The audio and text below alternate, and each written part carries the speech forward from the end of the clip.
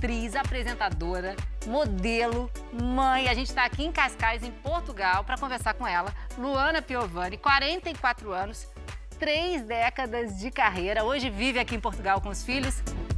E por que essa mudança para Portugal? Eu saí do Brasil, infelizmente, pelas condições que o Brasil nos oferece como cidadão. Eu vivia lá muito bem, dentro da minha pequena bolha, enquanto não tinha filhos. Assim que tive o meu filho e saí do lugar de filha e me tornei mãe, entendi o perigo dessa realidade, dessa loteria que a gente vive no Brasil, de um dia dar certo, um dia não. Na época, então, o meu marido, o Pedro, ele é uma pessoa do mundo, né? Trabalha em qualquer lugar, porque ele precisa do mar, na verdade.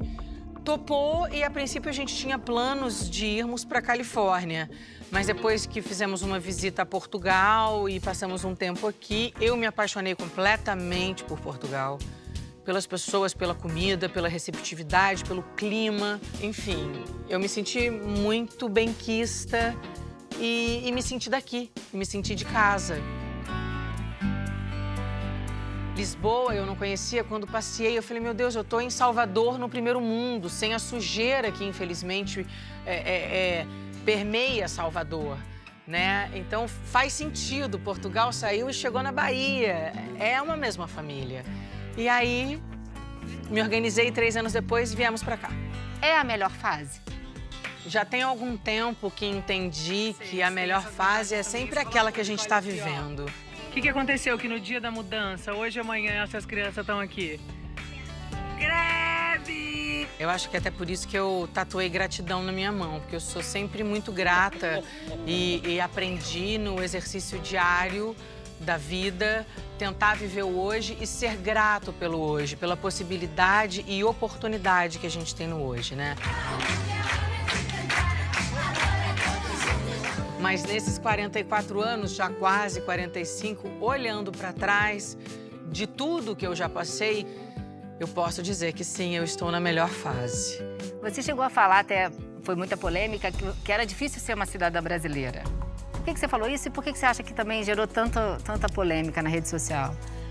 Olha, eu falei no passado, mas acho que cada dia que passa mais, né, essa verdade se permeia, porque é muito difícil ser cidadão no Brasil e não é novidade para ninguém, porque a gente paga bastante dinheiro em impostos e não se tem nada. Você tem que pagar tudo novamente por cada serviço que você tem.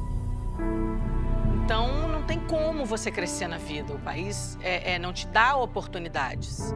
É um país que tinha tudo para ser uma das maiores potências do mundo e trata o seu cidadão como um escravo. É terrível. E pensa assim, quem sabe um dia voltar ainda? Não sei. A princípio, eu não penso em voltar, mas é porque agora eu tenho pensado em agora. E os meus filhos são muito pequenos. Eu quero que eles passem pelo menos 10, 15 anos aqui na Europa. E se eles um dia falarem, mãe, eu quero voltar pro Brasil? Por favor, por favor. Eu vou estar na primeira fileira de qualquer coisa que os meus filhos resolvam fazer. Que seja do balé à medicina, à sala de espera. Então, vamos falar desse coração de mãe que ficou apertado recentemente, porque eles ficaram no Brasil e você Essa aqui fechou fronteira. Como é que foi isso? Esse inimigo invisível que adentra a nossa casa, a gente não vê, nos tira pessoas. Eram os 15 dias do Pedro, deu lockdown aqui em Portugal, estava numa semana chuvosa. E aí o Pedro falou, vou pro Brasil. Eu falei, faz muito bem. Eu passei a quarentena com as crianças aqui o ano passado. E é muito triste você trancar as crianças em casa, porque elas não entendem. E aí fecharam as fronteiras. E aí eles ficaram lá 2 meses e meio e foi bem difícil para mim. Mas agora, graças a Deus, já estão em casa. Olha só, toda linda de princesa. Você costuma até botar nas redes sociais a tua rotina de mãe ali desses 3, assim. Você é mãe linha dura, mãe mole, ou eles que dominam? Como é que é essa rotina? Sou mãe linha dura. Na verdade, eu achei até que eu seria muito mais. Eu faço muita concessão, porque são 3, porque é exaustivo ser mãe, no caso solo, né? Porque o Pedro divide responsabilidade comigo, mas quando eu tô, sou eu sozinha, né? Então, é muito desgastante, é muito cansativo, são 3, então muitas vezes eu acabo cedendo porque eu já não aguento mais discutir, falar pela enésima vez. Mas eu sou mãe em linha dura, assim. Eu dou uns tapinhas na bunda, eu sei que muitas pessoas vão me recriminar, mas eu sou humana também. Não acho certo, fico super culpada com isso, mas enfim. Boto de castigo, falo grosso, tiro o celular, tiro o skate, tenho que escovar o dente. Já passei sabão na boca porque tava falando palavrão, me faltou com respeito. Sou mãe em linha dura. E como é que foi essa decisão até de separar com 3 filhos? Difícil, né? Essa decisão, né? Ninguém casa pra separar, né? Mas é muito difícil. E principalmente depois dos filhos. É muito difícil, o casamento realmente perde muito o encanto, você tem que fazer quase que mágica todo dia para redescobrir o amor e o encanto nos poucos momentos, porque é muito difícil educar. Mas eu já tinha passado por um processo de questionamento com o meu ex-marido, nós chegamos a nos separar 2 anos anterior à minha separação definitiva, onde eu ponderei algumas coisas que eu não estava satisfeita, que estava sentindo muita falta e que não conseguia ver um casamento acontecendo sem a parte que cabia a ele.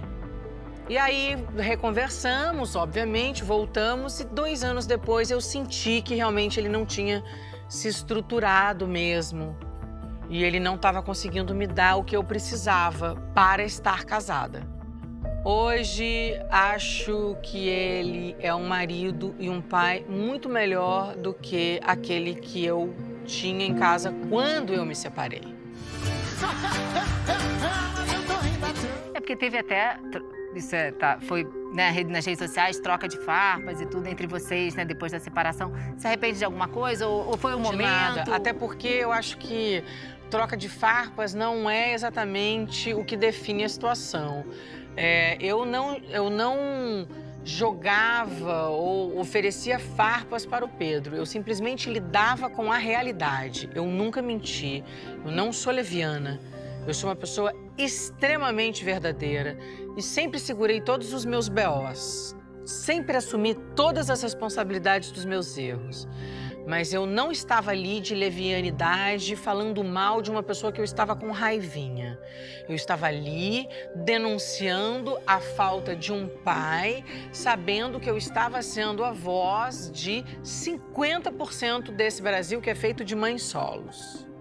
Com muito menos oportunidade do que eu, porque graças a Deus não me faltou nada.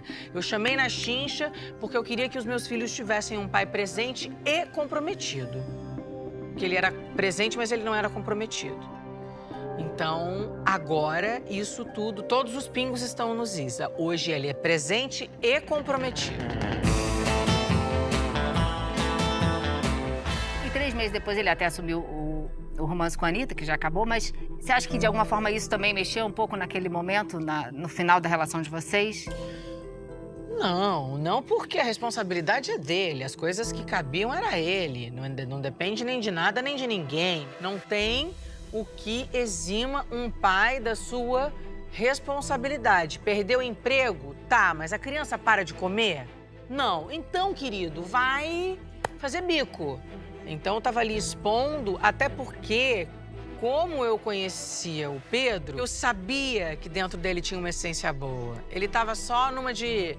Ai, descasei. Descasei aqui, papai. Tem 3 filhos. Venha com a sua responsabilidade. E aí eu expus, ele passou vergonha, pronto. Lavou, tá novo, deu tudo certo. Hoje? Tá ótimo. Mora a 8 minutos da minha casa, numa casa maravilhosa, inclusive uma casa maior do que a minha. Eu botei um trampolim, ele botou uma pista de skate, então as crianças estão felicíssimas. A gente mora muito perto. Ontem, por exemplo, a Cíntia, que é uma pessoa maravilhosa, que eu agradeço todos os dias a Deus por essa linda ter entrado na vida do Pedro, porque ela é amorosíssima, de uma educação sublime. Eu fico muito feliz de ter a influência dela sobre os meus filhos. Ela veio buscar as crianças, que eles queriam andar de skate. E eu falei, eu posso levar? Não, mas eu já tô na rua. Depois veio trazê-los. Somos vizinhos. Ele mora aqui, ele trabalha no mundo inteiro, mas ele volta pra cá. As crianças têm essa segurança. Então, tá tudo bem, graças a Deus.